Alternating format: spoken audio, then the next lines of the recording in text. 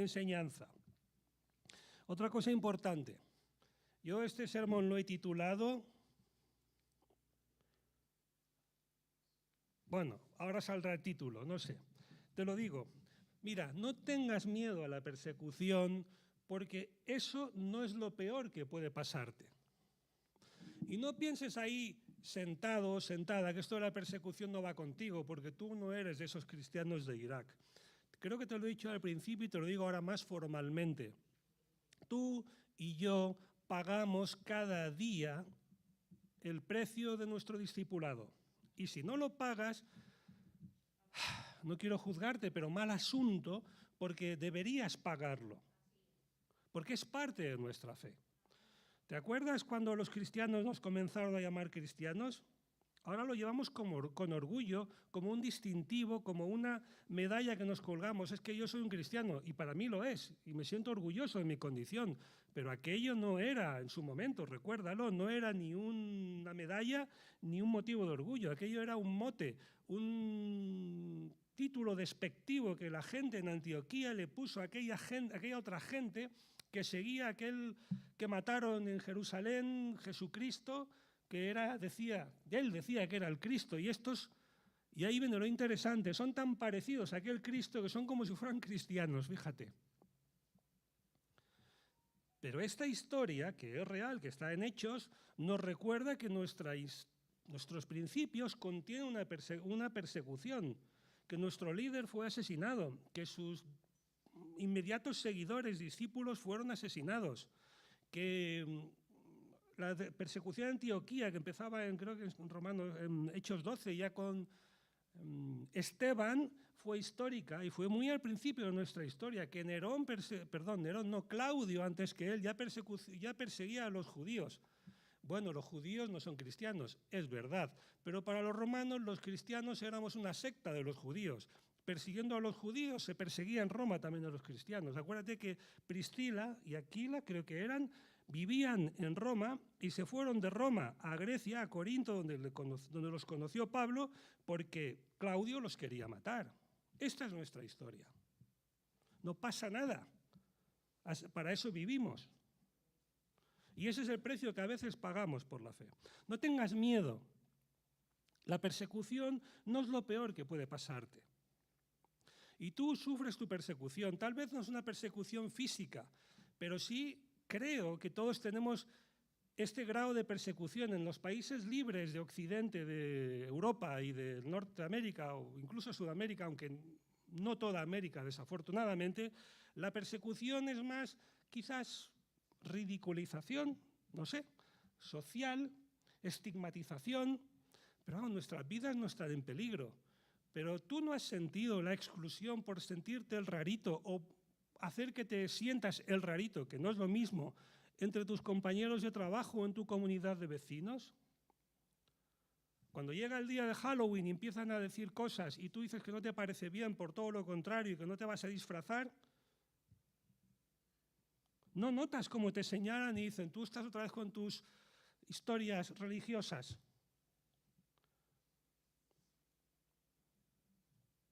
Ahora vivimos unos tiempos de libertad en España, pero la generación anterior, y te podría dar los nombres de personas, no vivieron como nosotros. Fueron literalmente perseguidas. Yo conozco personas, y tú también, si tienes cierta edad, que en España fueron, bueno, ajusticiadas, pero sí encarceladas. Y no tengo la garantía de que en el futuro esto no vuelva a suceder. Y tú tampoco. Así es que aprovechemos el momento. Y no tengas miedo. Porque la persecución no es lo peor que puede pasarte. Lo peor que puede pasarte, ¿sabes lo que dice Mateo 10? No tengas miedo de los que puedan matar el cuerpo, porque no pueden matar el alma. Por el contrario, ten miedo de aquel que puede destruir tu alma y arruinar tu cuerpo en el infierno. Como decía aquel misionero, quien teme a los hombres no teme a Dios, y quien teme a Dios no teme a los hombres. Vamos a leer Hebreos capítulo 10, versículos del 32 al 36.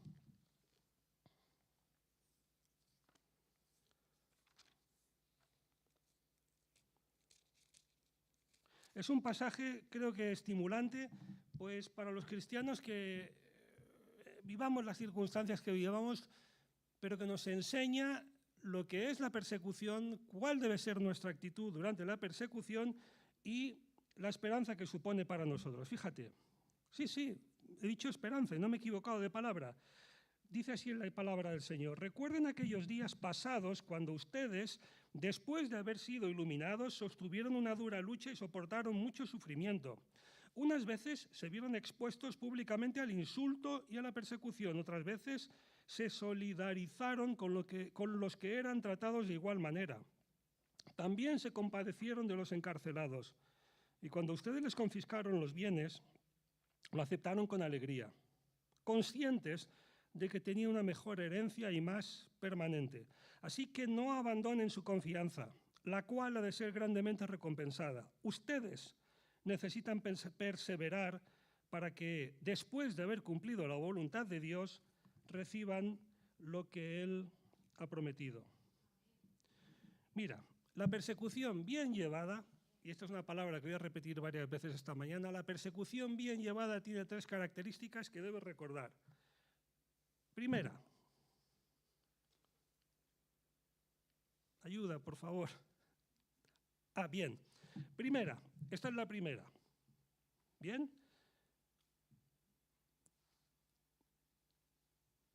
Es inevitable, acéptala. Segunda, puede ser positiva, tenlo presente. Y tercera, es una oportunidad para crecer en nuestra confianza y relación con Dios. La primera, vamos a ir por ella. Repito, es inevitable, es o puede ser positiva, y en tercero, una oportunidad para crecer en nuestra confianza con el Señor. Fíjate lo que dice aquí al comenzar el pasaje, versículo 32. El escritor dice: pero traed a la memoria los días pasados, lo que la Nueva Versión Internacional dice: recuerden. Claro, da a entender que esa situación de persecución que va a describir ya no se estaba produciendo en la iglesia, pero que se produjo y ellos la vivieron. Y es bueno echar la mirada atrás de vez en cuando para recordar lo que ha sido tu vida. Los momentos buenos y los momentos malos. Aquí se está hablando de momentos malos para entender cuál fue la intervención de Dios, cuál fue la situación en la que se vivió y cómo seguramente se salió de ella. Entiendo yo que es lo que quiere esta expresión de recuerden. Fíjate, yo en cambio me acuerdo siempre de las cosas buenas y de las cosas malas, procuro olvidarlas cuanto antes. Pues a lo mejor no es tan malo recordar las cosas malas y las enseñanzas que ellas contuvieron.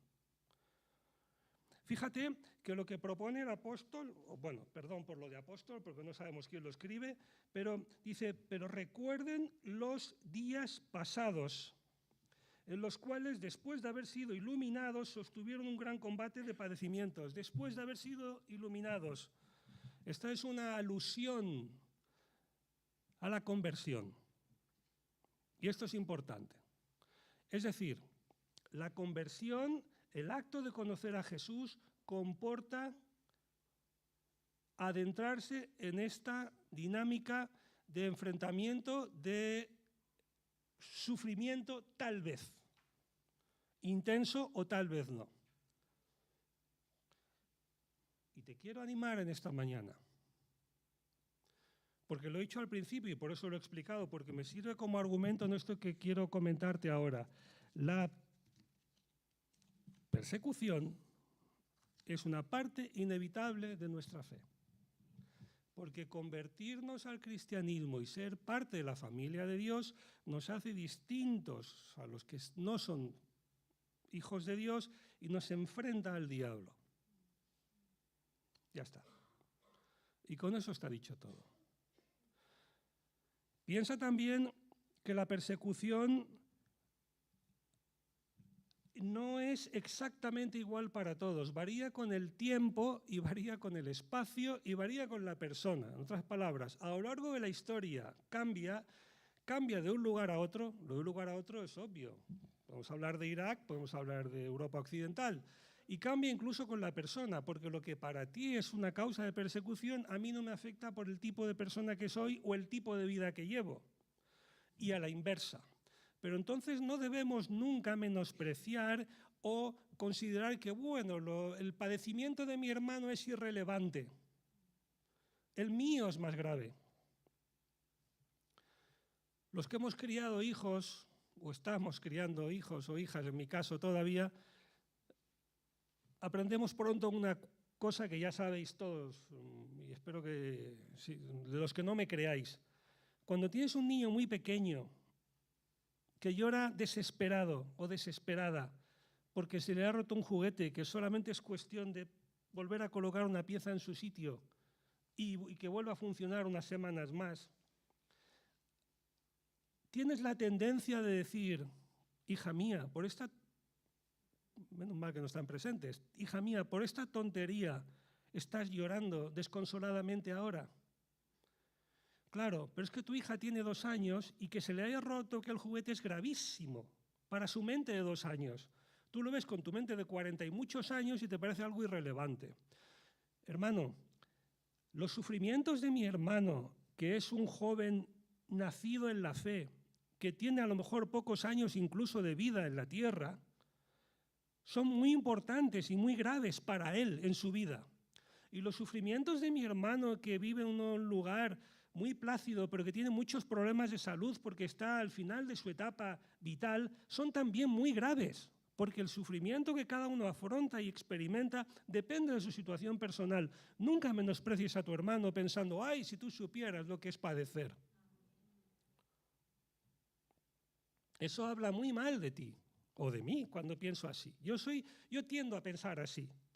Ya te enterarás cuando... No, ya te enterarás, no. La vida le enseñará que las cosas aumentan de intensidad cuando aumenta tu madurez. Piensa además que la persecución que nos describe aquí el escritor es una persecución a la que no todos sobrevivieron. No, por amor al tiempo no hemos leído el pasaje anterior, pero el pasaje anterior contiene una durísima exhortación contra aquellos que se apartan de la fe. Y viene a decir que es terrible y gravísimo apartarse de la fe habiéndola conocido. Y luego, eso es el capítulo 10, en casa lo leéis. Y luego tiene este pasaje que sí hemos leído, en el cual hay consuelo, ánimo a aquellos que viviendo la misma dificultad que vivieron los otros que se apartaron, han permanecido. Quiero decir, que veamos en nuestra experiencia que hermanos o que personas se apartan porque no soportan la persecución o porque no soportan la dificultad o porque esta vida resulta que es más dura de lo que pensaron. Bueno, allá ellos con el Señor. Pero tú mantente firme. Yo he aprendido mucho de mi paternidad, sí. La verdad es que esto de tener hijos es maravilloso y me alegro que no estén aquí oyéndome decir estas cosas. Pero una cosa que he aprendido también siendo padre, relacionado con este asunto, es que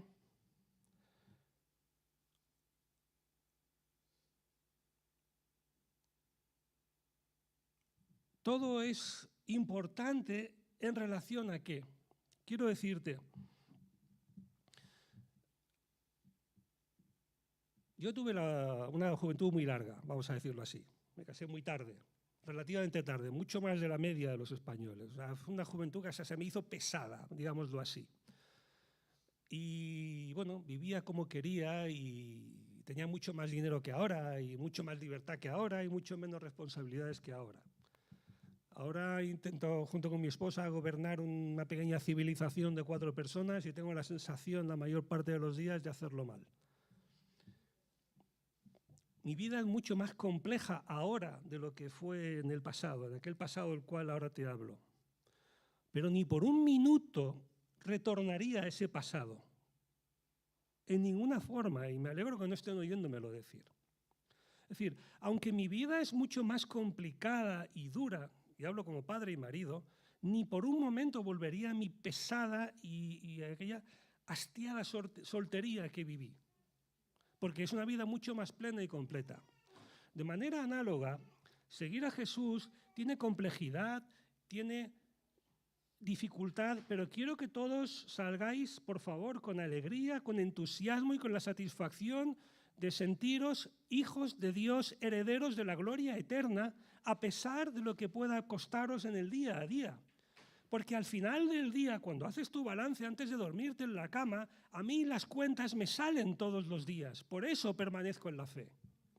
Porque el precio que pago, que no es gratuito, porque nada es gratis en esta vida, compensa los beneficios eternos que recibiré y los que ya experimento. Porque a mí mi vida espiritual hoy me satisface y me beneficia. Porque Dios ha dado sentido a mi existencia. No quiero que nadie sienta pena de sí mismo en esta mañana. No quiero que nadie sienta una compasión innecesaria de otros. Al contrario, que seamos conscientes de lo que hablamos, pero también tengamos este entusiasmo por Dios y por su palabra, la satisfacción. No me gusta decir la palabra, que la intento evitar, aunque el orgullo de sentirme hijo de Dios. Consciente que sí, que la persecución te puede llevar al sufrimiento. Eso está en los versículos 32. Mira lo que dice. Ellos tuvieron una dura lucha, decía la nueva versión internacional. Una lucha, una rivalidad, una animadversión contra otra persona en la que no fue fácil, fue duro. La Reina Valera dice algo parecido. Piensa también que esta lucha a veces comporta tener auténtico sufrimiento y agonía en la vida. Piensa que esta situación puede ser realmente horrible. Aquí se describe con 5 frases el sufrimiento de estos hermanos, que las voy a leer aquí para no aburrirte más de lo necesario.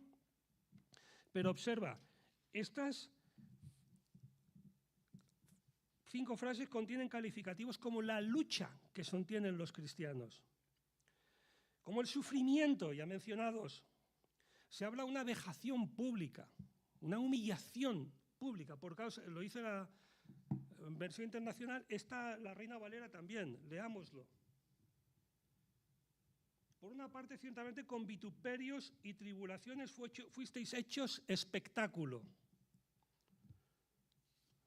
Fuisteis motivo de divertimento, de satisfacción y diversión de otros que disfrutaban con vuestro padecimiento. Soportaron también insultos, que pueden ser una causa, una forma de persecución. La persecución como tal, te he puesto al comenzar el ejemplo de Aquila y Priscila. Encarcelamientos, algunos de los cristianos fueron encarcelados. ¿Lo pone? Hombre, claro que lo pone, si no, ¿cómo te lo voy a decir? Llegasteis a ser compañeros de los que estaban en situación semejante, porque de los presos también os compadecisteis. Los que estabais fuera, en la iglesia, os compadecíais de aquellos de vosotros que estaban en la cárcel. No quería decirlo, pero acuérdate que las cárceles no eran como las de ahora. Ahora las cárceles tienen hasta piscina. Pero en aquellas cárceles el prisionero estaba atado o en una jaula llamada celda, ¿qué más da? Pero la ropa se la tenían que traer sus amigos, sus parientes. La comida también. Si no te traían la comida, no comías. Y si no te traían la ropa, no te vestías. Cada persona que entraba en la cárcel a llevar comida o ropa al preso se estaba identificando con él. Y en aquellos tiempos tampoco es que fuesen los romanos o quienes fuesen ingenuos para saber quiénes eran los que venían a ver a cada uno de los enfermos que tenían allí. Era un acto de valor muy importante por parte de los cristianos acudir a las cárceles a visitar a sus hermanos encarcelados. Hay que correr, hay que correr. Piensa también que a pesar de lo que digo, esta persecución es temporal. Bueno, quería decir confiscación de bienes, no sé si decírtelo o no decírtelo. También se menciona en este pasaje. ¿Se dice lo de la confiscación de bienes? ¿Perdón? Despojo de vuestros bienes. Yo lo digo en palabras más del siglo XXI. Confiscación de bienes. Te expropian, te lo quitan lo que tienes y, perdonadme, te buscas la vida. Esa puede ser la experiencia tuya, o no. Depende del lugar en el que vivamos y las circunstancias en las que estemos. Pero hermano y hermana, 2 cosas te digo. Primera, esa te aseguro que es la experiencia de hermanos tuyos y míos hoy, en otros lugares del mundo. Segunda cosa, No tengas miedo, no pasa nada, porque la vida cristiana merece la pena, pero hay que estar preparados, porque tal vez, no lo sé, tal vez pueda ser tu experiencia si te vas a vivir a otro lugar del mundo o si las cosas en este lado del mundo cambian, que pudiera pasar. Hay que estar preparados. Fíjate además que la persecución puede ser positiva si se afronta con una actitud correcta. Y no temas, que hablaremos hasta que llegue el momento y cortaremos, estemos donde estemos. Observa, la persecución es una situación sobrevenida, te lo dice el pasaje. Viene la persecución pues porque viene, porque el Señor lo decide y porque, yo qué sé, los gobernantes así la imponen. Pero atención, la actitud que tú tengas ante tu propia persecución, esa la decides tú y es tu responsabilidad. Ante una situación adversa, tú puedes culpabilizar a Dios, a los demás, amargarte y hundirte en tu propia miseria para siempre, o puedes crecer. Todo depende de cómo la afrontes. Piensa que incluso, versículo 33, el pasaje nos enseña que estos cristianos utilizaban su propia persecución y padecimiento como herramienta de consolación a otros. Cuando eran encarcelados, resulta que en la cárcel eran instrumento de consolación a otros encarcelados. Hay testimonios que puedes ver en el canal de YouTube de cristianos en otros países del mundo que están a veces encarcelados. Madre mía, le dicen, menos mal que fui encarcelado, porque nunca me he sentido tan libre. Claro, cuando son encarcelados por causa de su fe, son libres de predicar a todo el mundo abiertamente y cantar desde sus celdas, porque ya no hay nada que temer. Piensa además que utilizar tu persecución para aprender a tener compasión con otros que también la sufren es toda una oportunidad. Se dice mucho de las personas que nadie comprende a los demás tanto como aquellos que han pasado por lo que pasan los demás. No me quiero liar a mí mismo ni a ti en mis palabras. Vamos, que cuando has experimentado un trance difícil en la vida, te es más fácil aconsejar y entender a otros que pasan por ese trance difícil. Y además, esa otra persona empatiza más contigo. Porque claro, no es lo mismo que te venga a hablar de la dificultad que pasa alguien que se queda sin trabajo cuando tienes una cuenta solvente en el banco y 2 visas, a que te lo diga alguien que está como tú en precariedad o que lo ha estado. ¿Entiendes? Pero fíjate que esto es importante porque es una experiencia para empatizar con otras personas, con otros hermanos, para entenderles, para compartir, para apoyarles. Piensa al mismo tiempo que esta persecución es una ocasión para confraternizar con otros hermanos, para empatizar con ellos, para unirnos espiritualmente. Se dice que donde hay persecución, los cristianos disminuyen, digamos que la cantidad disminuye, pero la calidad aumenta. Seguramente será cierto. Piensa también que hay que aprender a sufrir esta persecución que llevas, que sobrevives, que a lo mejor es pequeña y es poco aparente, y que a lo mejor tu vida no está en riesgo, pero que estoy seguro que padeces, y la que padecen nuestros hermanos con gozo. ¿Esto se menciona en el pasaje o me lo estoy inventando también?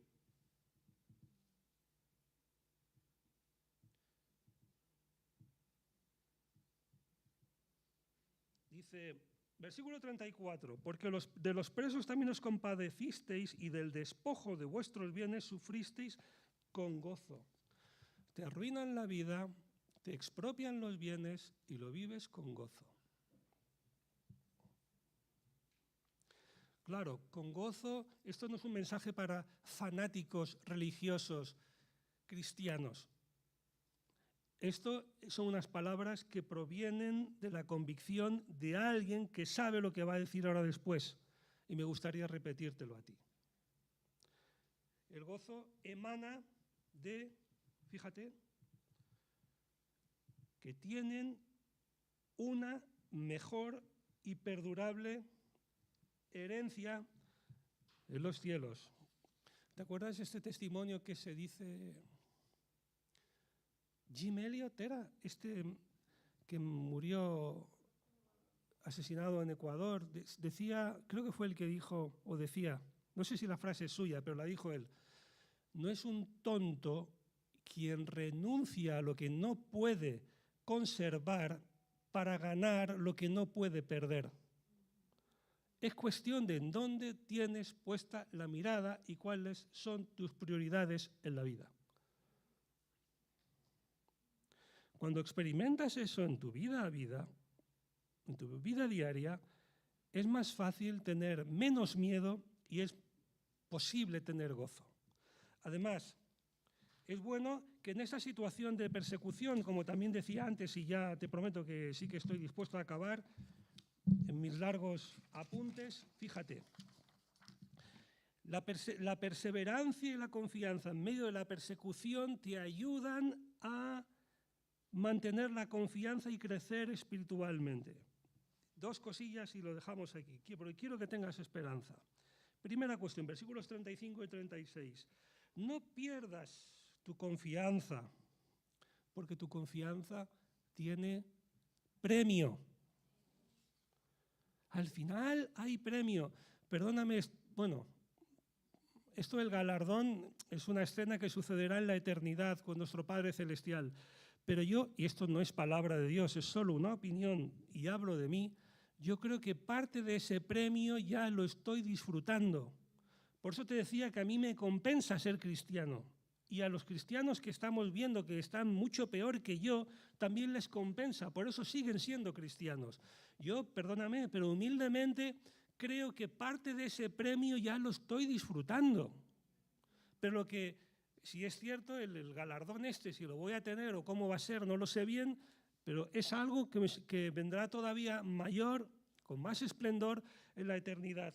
Y esta convicción debe alentarme y debe animarme cada día de mi vida. Piensa además que, versículo 36, me es necesaria la paciencia para que habiendo hecho la voluntad de Dios, y la voluntad de Dios, en este contexto, me temo que no es muy agradable, porque está hablando de cosas que producen dolor, sufrimiento y tristeza en los cristianos, obtengáis la promesa. Y ahí se acaba el sermón.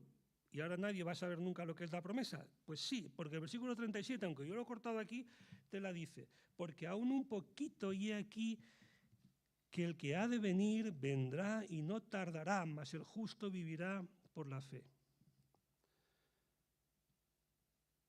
Ay, qué bonito. La promesa es que nuestro Señor va a volver, que no nos ha olvidado, que este es un paréntesis en la historia, que este tiempo que podamos vivir de ciertas decenas de años no es nada comparable con la inmensa e inconmensurable eternidad que tendremos a su lado.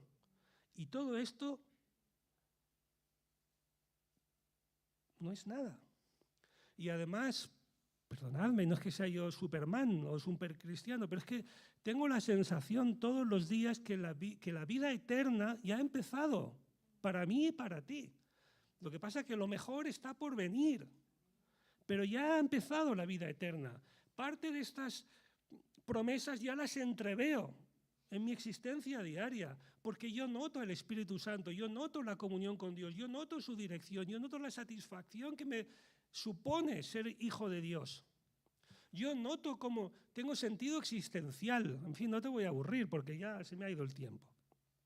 Y quiero orar al Señor y dejarlo aquí. Señor, gracias por tu palabra. Gracias por este testimonio que tenemos aquí. Y me alienta mucho porque me recuerda lo que es importante en mi vida cristiana. Quiero pedir que mis hermanos, por favor, les des también la convicción de que son hijos tuyos, de que son herederos de la eternidad, que son herederos de la gloria con el Padre y que un día juntos estaremos todos en el cielo para siempre. Y que esa promesa, que desde luego está por venir en su mayor parte, ya ha comenzado. Gracias porque ya somos hijos tuyos y a veces tenemos que pasar por dificultades, por problemas emocionales, enfermedades, soledad, tristeza, hostilidad, persecución, adversidad. porque nuestra vida es así.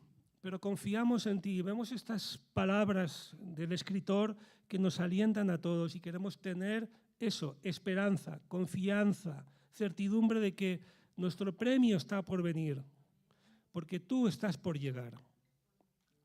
Muchas gracias, Señor. Gracias por este pasaje. Amén.